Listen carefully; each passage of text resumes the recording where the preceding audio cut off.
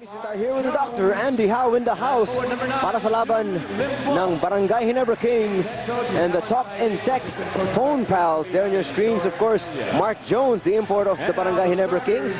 Lipat naman tayo sa kabilang panig. Starting out for them is Jerome Ejercito. Number 33, Victor Pablo. Playing the two position, Victor Pablo. Taulava. Man in the middle, Asi Taulava. Norman Gonzalez at yung kanilang import na si Brandon Williams. Well, it's nice to see Jerome Ejercito come back after missing a couple of games dahil nagkaroon ng injury yan, no? And medyo siya talaga ang starting point guard dito para sa talk and text. Ang Ginebra naman, yung mga veterano sila Baldavid, Berel Meneses, Wilmer Ong, saka si Jun Limpot together with Mark Jones.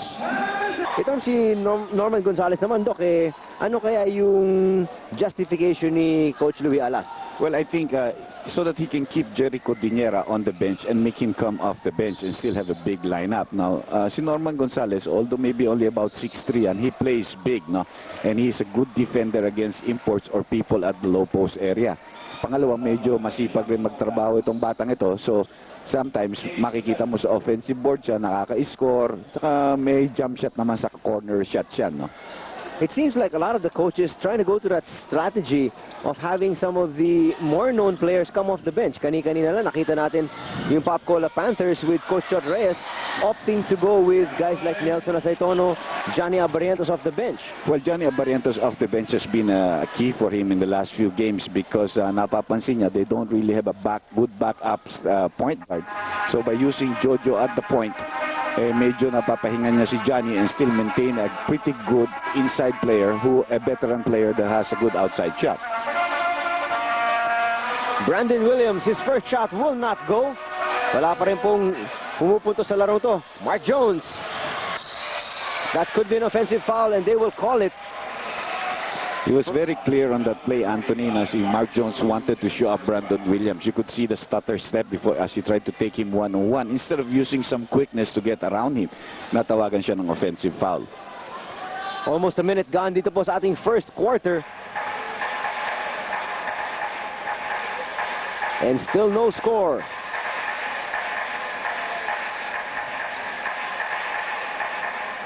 Pablo taking it to the hoop. His fall away. In and out. Ito naman si Vic Pablo. He has really been placed in the two position wherein ever since before he'd either play the 3, the 4, or the 5. Yeah, he's a natural power forward or even a center during his school days. No? So it's a big adjustment to him. Actually, let's see the shot first. No? That is missed by Jerome Ejercito. Ang ginagawa ni Pablo naman is rumorotate yan. Eventually, he'll go to the post or he'll make those turnaround moves. But here he's matched up against Vergel Meneses. We'll see how he does on the defensive end. I think Vergel is a little too quick for him on the outside, no? You can see that move of Vergel. Opening up Bal for this jump shot. That's masyadong malakas. Both teams struggling here at the start of the ball game. They haven't gone to Asi Taulava yet, no? Well, kanina humingi siya ng pasa. Hindi siya binigyan ng pasa ni Jerome Ejercito. Tumira siya ng 3. Yan yung binabanggit mo, Doc. Vic Pablo still cannot buy a basket. Wala pa rin pumupunto sa larong ito. More than 2 minutes gone by. Gray's gonna take it strong, and this is the right way, but he misses on the reverse to the dismay of the big Barangay Ginebra fans here dito sa Cuneta Astrodome. Ito naman si Norman Gonzalez, hindi pa rin. Saka may loose ball foul tayo dito kay Wilmer Ong. Well, just when you thought you'd see the first basket of this ball game, you were wrong. Twice. Yeah, yung kay Norman Gonzalez parang siguradong-sigurado na, libreng-libre na siya, no? Hindi man siya challenge ni Wilmer Ong doon, but medyo na-intimidate rin siya ng konti. Ejercito sa ilob, short. Asi Taulava with the offensive board. His putback still will not go. Third servings, wala pa rin. Hindi mahirapan ang statistician natin dito. 0 out of whatever attempt chef is still 0. Di ba? This time they go to Limpot. Good up and under move. And that is the first point of the ball game. Well, Limpot, what he did there was he posted deep, no? And he came running off the transition of the rebound play. So he had only Norman Gonzalez behind him. Ang tingin niya, kaya ko ito pag nakuha ko sa ilalim nito. Talk and test now. trying to set up. They're not developing any plays, actually. This is a one-on-one move there by Brandon Williams. Gandang pasa yan. What a move here from Mark Jones. Ayaw niya ng mga easy up and under. Pinahirapan pa niya, Doc. Pero kanina kasi napahiya na siya doon sa kanyang reverse. Taka muna, ulitin ko nga. Give me a chance, you know. Give me a break. And he was given the 2 points. Taulaban, nahihirapan sa ilalim. Against Wilmer Ong. Pwede siyang katawanin ni Wilmer Ong. Slippery floor, and it's a 2-on-1 situation for the Red Shirts. Pasahan sila. Goodbye para kay Berhel. Early timeout here called by the New Technology Motolite, mas pangmatagalan. Welcome back to the Cuneta Astrodome. Anthony Suntay here with the Dr. Andy Howe. 6-0 po ang ating score. Lamang ang Barangay Ginebra. Well, at least you can see here a play set up immediately for Brandon Williams and a good offensive rebound there by Norman Gonzalez. Kasi mahirap yung rumibang pag hindi mo alam kailan titira yung kakampi mo, hindi ba? At ito si Brandon Williams talaga, you know, looking at these games, hindi mo talaga alam kung When he's kailan gonna siya shoot. titira. If you give him the ball and you don't set him up, you're in trouble. As you take a look at our slow-mo of this great shot there by Mark Jones. That piece of mega action brought to you by PLDT Mega Million Sweepstakes 135. Dial 1351 for a chance to win. Araw-araw ang bola, milyon-milyon ang pera sa Mega Million Sweepstakes 135. Balita ko, marami nga sumasali dyan parati, no? Dahil ang pagkakataon, ang ganda naman ng pasa ni Berhel. No look pass to Jun Limpot. Limpot has 4 in the ball game. It's an 8-0 lead here para sa Barangay.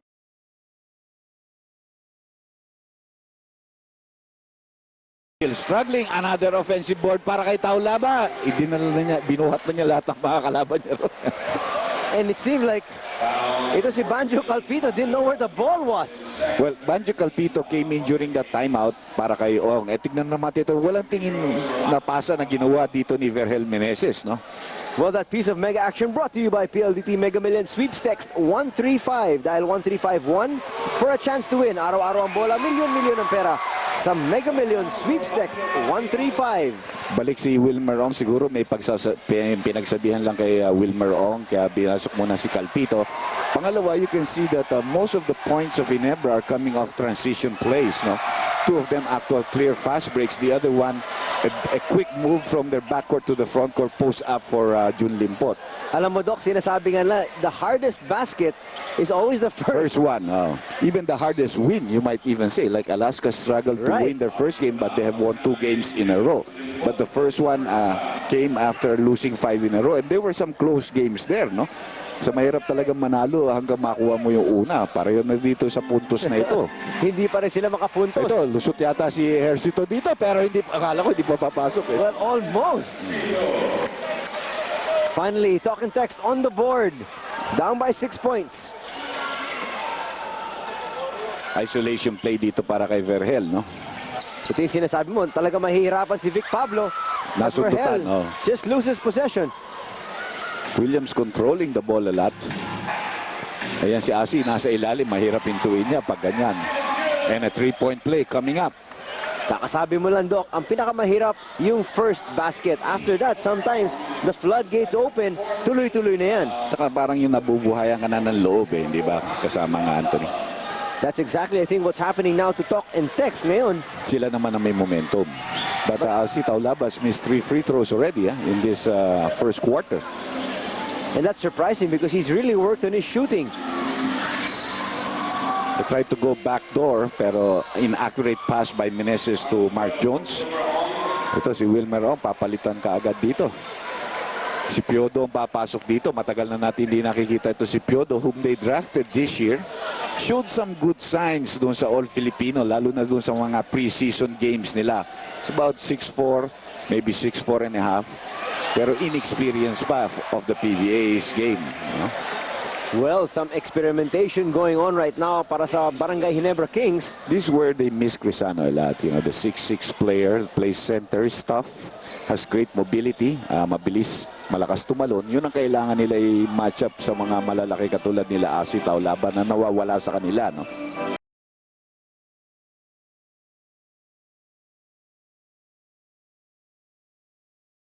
A double team. Parang madulas ata yung bola na yan, Doc. Yeah, you know, well, I'll explain that later as the shot clock is down to 2 seconds. Meneses knows it. He puts it Bail out. out. 2-point shot lang yun, ha? Only a long two. But he'll take it because it was like a forced shot, no? Because of the situation. Wala na rin talaga silang magagawa. Gagawa, yeah. Taulava sa ilalim. Against Piodo. Ejercitos 3. Short. And a loose ball foul dito. Loose ball foul, number 9, June Limpot. They will give it to Jun Limpot, his second personal foul, Doc. That hurts because, like I said, they don't have a lot of big men, and they don't have a big man as good as Jun Limpot on offense, no? On that bench. So masakit yung para sa Barangay Ginebra. Seems like Ronald Magtulis getting off the bench. They might have to play smaller, no? There's a nice hook by Taulaba. Offensive rebound ni Norman Gonzalez. At yan talagang taking advantage of the lack of height that you were mentioning, Doc. And in just a few minutes, or a few seconds rather, they will get even shorter. And you know, it's really hard when you're double teaming a guy for you to rotate and still be able to box out a good offensive rebounder katulad nitong si Norman Gonzalez.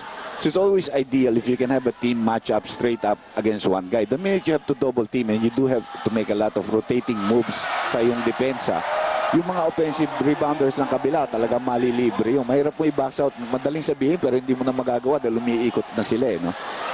And Norman Gonzalez misses everything here. Yeah, you know, the Talk and Text team has been struggling from the free throw line. Huh? I think by my count, They they're haven't 0-4. scored. Yeah, they haven't scored. No? Ito, medyo yan. At least you get it back to 20%. By the way, the New York Yanks lost again. Huh? So there's That's down right. 0-2. I saw that game this morning. I couldn't leave it. They had all the chances. Huh? Exactly. Pero ganun talaga yung laro. Sinasabi nila talagang bilog yung bola. Yeah. Tsaka siguro marami rin nagdadasal na iba naman mag-champion. Oo, kasi Nakakasawa nakakasawa na. Sila na lang sila. But it's not over yet. Anyway, there was a violation there called against Mark Jones. He was stepping on the end line as he tried to make that reverse move again on his defender. Ito na ang Talk and Text. Down by 5. Low scoring ball game ito. That's a good shot that again Taulaba is just dominating and clearing everybody off. Doon nakagalit si Ron Jacobs dahil parang sabi niya tinutulak niya, but Taulaba is just big. You know, he gets in there, you're small. You know, that's your problem. I was about to say na talaga tinulak na lang niya si Piodo. Sabi niya, malis ka rito. Fall away from Mark Jones. That's a That hard looks shot. short. That's a hard shot. Ito na Jordan yung Talk makes and that Text. shot. Not too many players can do that. Ayan na naman siya sa ilalim, pero ngayon natawagan na siya ng offensive foul. Offensive foul, number 55, Asi Taulava. Splitting his face with rookie referee Guevara. At maybe, alam mo si Asi mabait yan eh. Even when we played them and there was a move that he made, he hurt one of them. He came after the game and said, I'm sorry, I didn't mean to do that. And I told him, Asi, I know you. Kilala kita, no? I've known you since you were in the amateurs in the PBL. No? He's a nice fellow. Talagang yan ang gentle giant. He's a nice fellow. Valdavid, in and out. Asi really should dominate in this game because the other Ginebra just doesn't have a big man to match him. Oh, but that was a poor pass by Pablo. Yun ang nagmadali talaga. Yeah, because Asi hadn't set himself properly, no? And the pass was coming. Alam mo, I guess this is also a tribute to your team, Doc. Yung Batang Red Bull. The fact that after itong si Antonio Lang showed that he would always steal early, it seems like all the other teams here in the PBA right now are doing that. Well, it's nice because whatever you learn from players from the imports, especially a guy who has had NBA experience, it makes our players better, di ba? So you like that. This is a three-point shot that anybody can do. He can do it. That's a... And long distance shot brought to you by 40 cents PLDT IDD. Anytime, anywhere, any PLDT phone. You were saying, Doc? Well, you know, yun ang katulad niyan, that kind of a three-point shot, our players know that. We have got a lot of players that can do. That's an illegal defense called against Talk and Text, rightfully called. That's just going to be a warning against their team. 19, Norman Gonzalez, first offense is a warning. Pero yun na napansin ko, Asi Taulava and some of the other teams are also going to that seal early Yeah. strategy. Well, the seal early allows, you know, you see that a lot in U.S. college basketball, no, when they set up their plays. No? And it's always an advantage to have a big man seal off because it's hard to stop him. Yodo. Ito si Valdavid sa loob. And the Flash doing his thing. Parang simple yung layup niya off the glass to give Barangay Ginebra a 4-point lead. I'm glad scoring is beginning to pick up now with 2 minutes and 35 seconds left dito sa first quarter for both teams. Balik sila kay Asi Taulava. Super full kasil tapos there from Barangay Ginebra.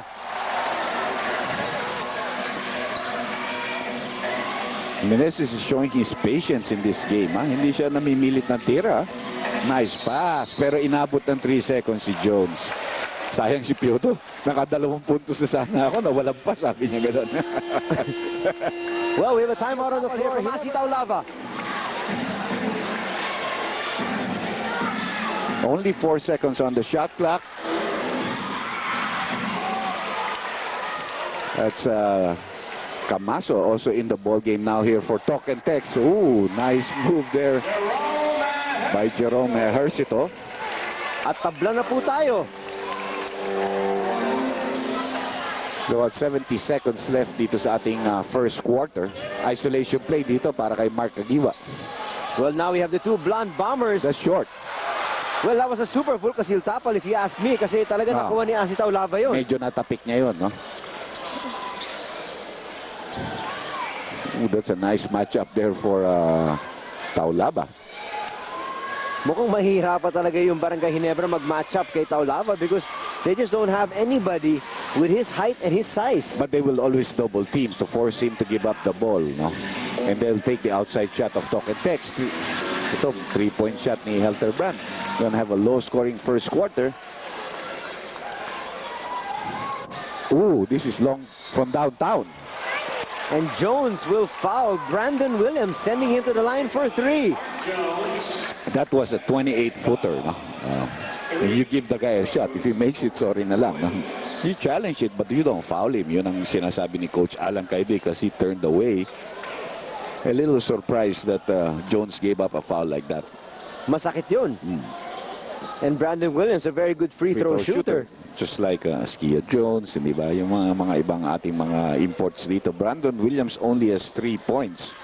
And he has taken a lot of shots. So, but to prove that everybody is human, he misses the first. Pero ito si Askia Jones, hindi pa ata nagmi-miss dito sa konferensya natin. I don't know. I was listening to Kinito once. By the way, happy birthday kasamang Kinito tomorrow, no? He was like a 91% free throw shooter. I don't know if that's the statistic at that time, but siguro baka isang miss. Very, because I think he's shooting about 95% from the line. So 1 or 2 misses at the most, no? And that's for a guy who also goes to the free throw line a lot, no? Hindi bali kung paminsan-minsan ka lang napapasyal dyan. Okay lang, di ba? You will not do too much damage. Correct. 16-14, 2-point lead.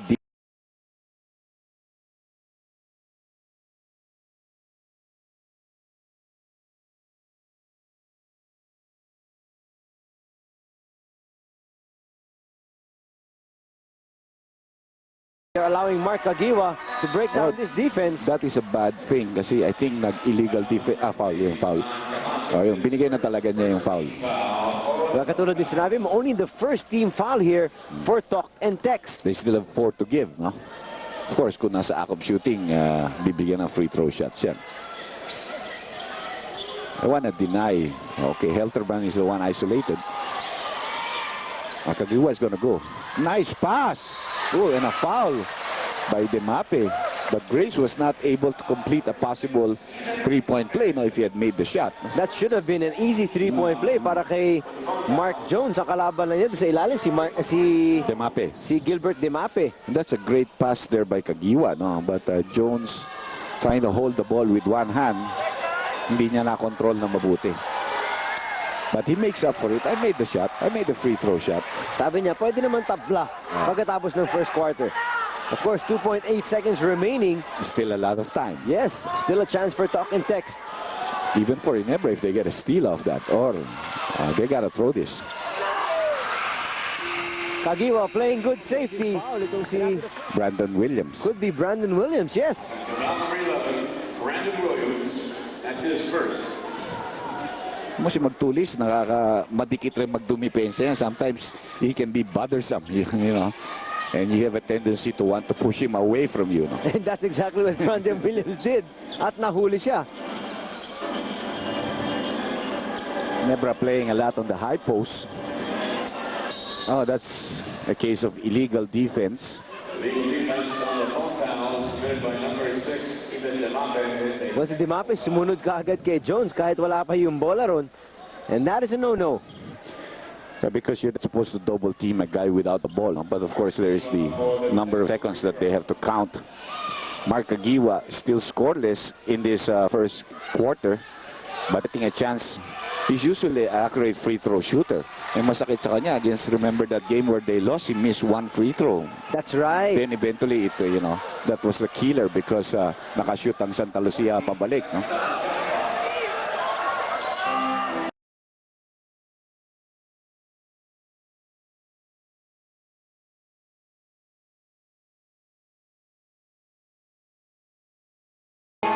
He stops, he pops, that's short.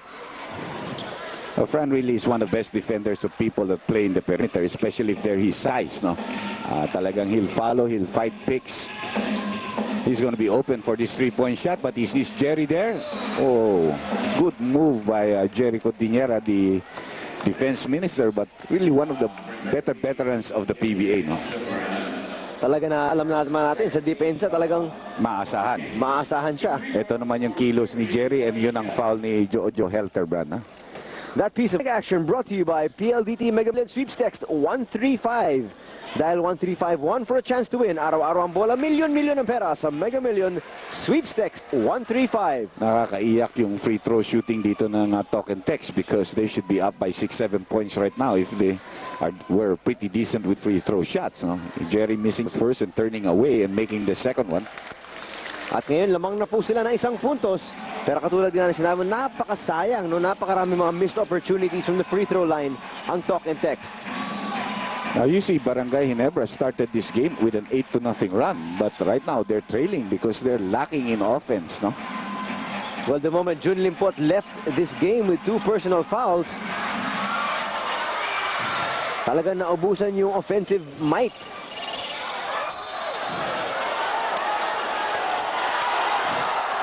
Jones complaining that he was hacked there as the ball went out.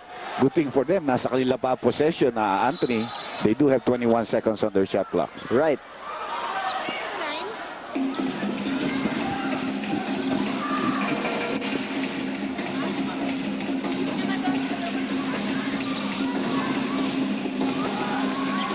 Piodo. Good tap there from Williams. Parang nagkakahiyaan sila sa kanila opensa, ano? Well, Piodo is not going to take many shots, no? He's not going to take a 15, 17 footer. He probably wants to get a layup first so he can get the feel. Nice pass. Ayan, Magtulis, bailout, 3-point shot. PLDT long distance shot, huh? That's right. Long distance shot brought to you by 40 cents. PLDT, IDD, anytime, anywhere.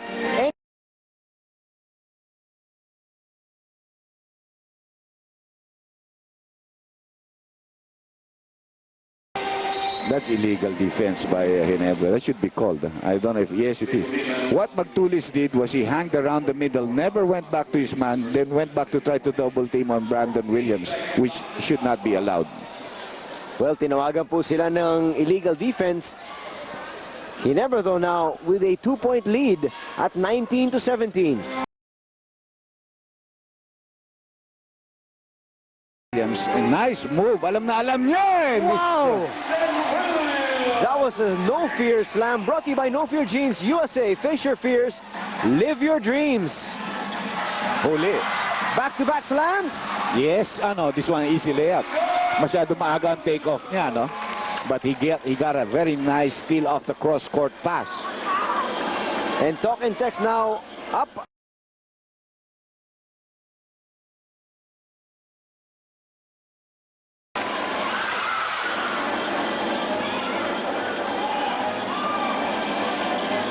Williams, hindi nahihiya tumira yan. He wanted to go for 3 in a row. Two easy shots and 1 3-point shot. Helterbrand, bad pass. Nebra's got to settle down here a little bit. They're trying to rush up the game, but the defense of Talking Tex is holding them down. Jones. Yes. At tabla na naman po tayo, but obviously, without yung offense na nasanay yung Barangay Ginebra, which is to start at the post always with Jun Limpot. Jun Limpot. They're struggling. Talagang nagsastruggle sila.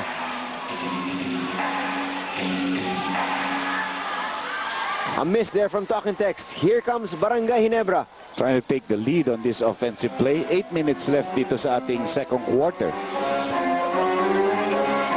Jones against Codinera.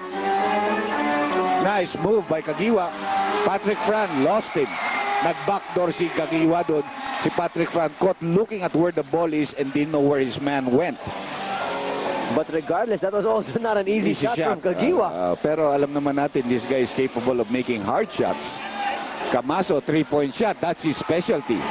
Long distance shot brought to you by 40 cents PLDT IDD. Anytime, anywhere, any PLDT phone.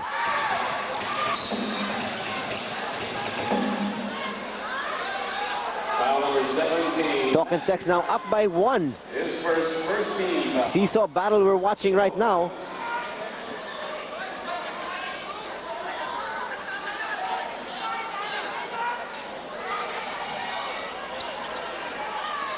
Once again, welcome back to the Cuneta Astrodome. Anthony Suntari with the doctor, Andy Howe. Jones, nothing doing.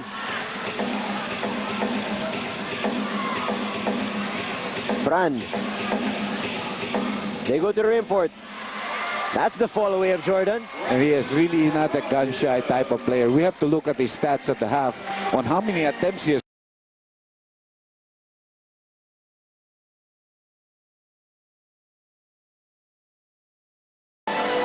Open si Piodo doon, no?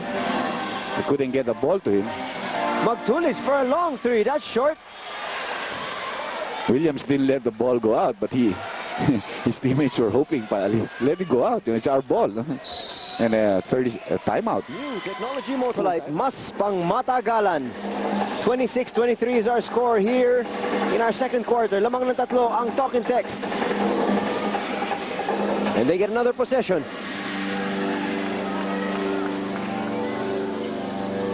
Williams all the way to the hole. And he's fouled there, I think, by Magtulis. Foul number 47, Mark. It's on Mark Kagiwa. His first 13. Si Magtulis yung kasama niyang bumagsak. 2 free throws for Brandon Williams. With 6 minutes and 20 seconds left dito sa ating second quarter, it's really surprising that Jun Limpot hasn't come back to the game, no? Because it's obvious that Ginebra is struggling without his presence. And Piodo is relatively new if you compare him to either Wilmer Ong or Calpito, who has also shown some good games. I think Alan Kaidig needs a good big man. Berhel Meneses is about to come back here. They also need him for his offense. Well, you just beat me to the punch, Doc. I was about to ask you, when can we expect Jun Limpot to check back into the ball game? Well, Meneses is coming back, but I think Limpot maybe by the second timeout somewhere here, they should be able to bring him back into the game, and they should bring him back to the game. Helterbrand out to Jones. Jones jumper short. That's a foul on Jerry Codinera pushing. Good call. Kitang-kita ng referee yun. Number 44, Jerry Codinera. And that was directly in front of us, Doc. Yeah. For JJ Helterbrand. Wilmer Ong is also about to come back together with Asitaw Laba, no? But they'll have to wait for the next dead ball situation. Kasi medyo nahuli sila rumiport doon. Si Verhel kanina pa nandun yun. So, tama-tama, nakapasok na si Verhel.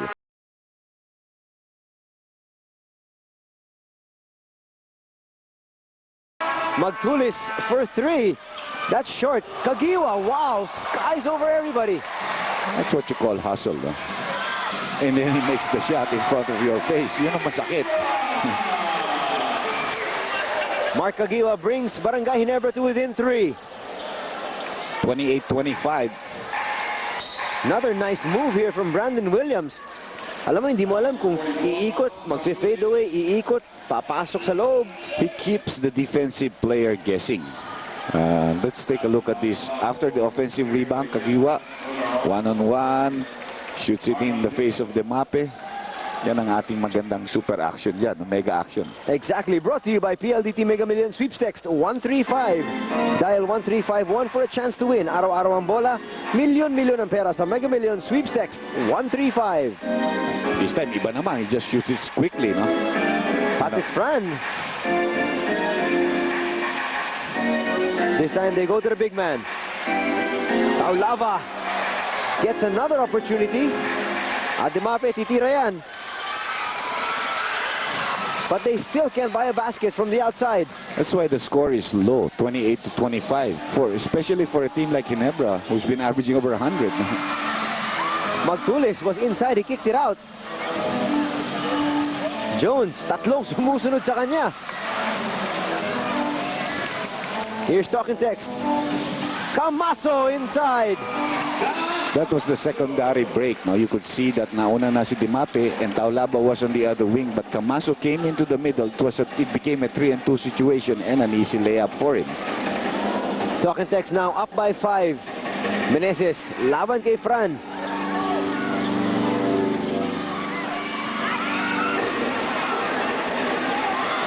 This time for 3. Wala pa rin, nahirapan si Meneses dito makascore. So he's coming cold off the bench, no? That was handed straight to Verhel. It's like a pitcher. Nabigla, no? Yeah. Si Meneses around the corner, but this is the earliest Christmas gift I've gotten. Jones for 3. Yes. Long distance shot brought to you by 40 cents. PLDT IDD. Anytime, anywhere, any PLDT phone. Coach Louis Alas very, not satisfied with the way Camaso rotated, but did not go to the man who was open at the corner, no? Because when they double team, you expect the other players to make the moves. Williams coming up with a lot of moves, and he knocks down Magtulis there also, no? Ilang beses na nahuhulog to si Magtulis sa larong to. 44, Ronald Magtulis. Jerome Menesca for even. Third foul here for Ronald Magtulis. 14 seconds on the shot clock.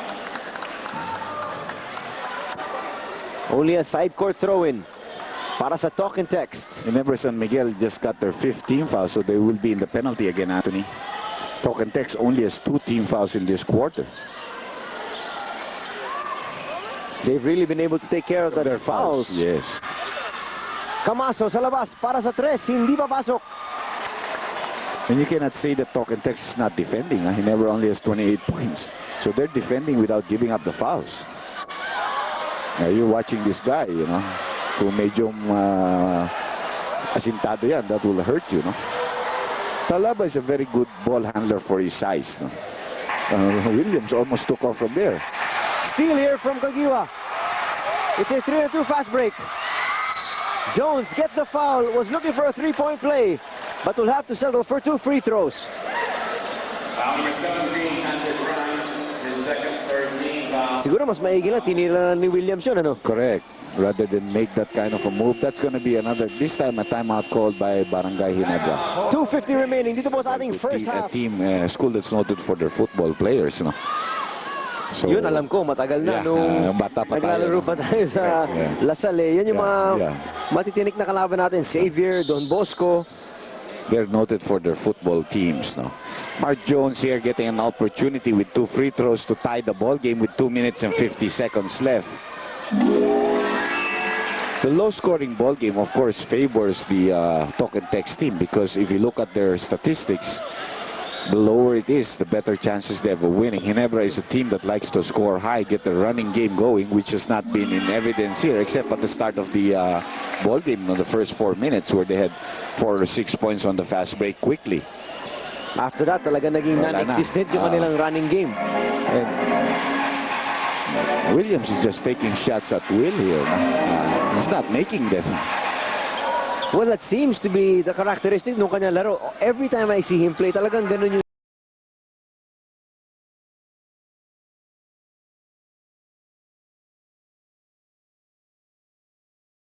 He takes a jumper. That's good defense, though.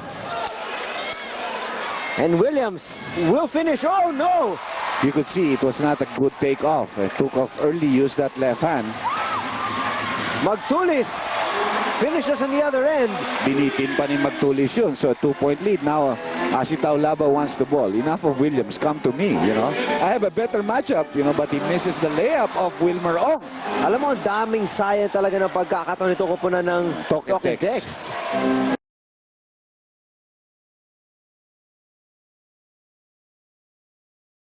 Be able to settle down in time. That's going to be a jump ball, hell ball situation. Ito si Patrick Fran talagang, this guy will not back down from anyone. Well, it's a game. No? It's the game of basketball. It's not boxing. So, talaga kailangan matapang ka doon sa loob. No? Be willing to mix it up. No? As long as hindi lang magkakasakitan, di ba? Yan ang laro eh. That's the game of basketball. Easy tap there for Jones. Big advantage in height.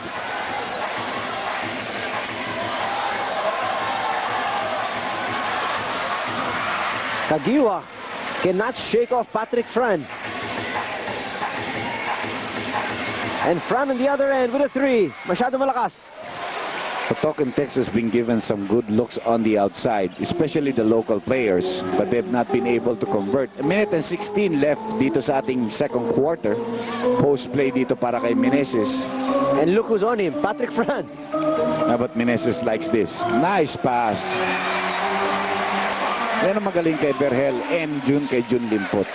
Berhel especially. Berhel can wait for the double team and he can make the pass. Medyo nakatulog na kaunti si Brandon Williams too. Yeah. Asi, hirap na hirap sa ilalim.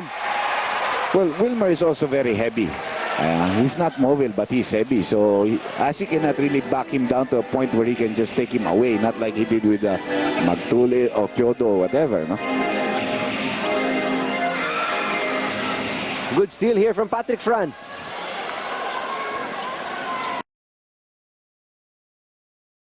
They go to the rim for it. Williams with a bucket. Last shot time here for Barangay Ginebra. Alan Kaidik waving to his point guard. Relax, bata. Cross the line and set up for the 1-4 play. Isolation play para kay Mark Kagiwa. That's exactly what they set up to end the first quarter. He's very, very deadly. I've seen him. He's very deadly from the top of the key. On the sides, well, he has more or less you can control him at the wings. But there are fouls to give here, and that's what Louis Wallace is telling his player. They still have a foul to give with 4.7 seconds left.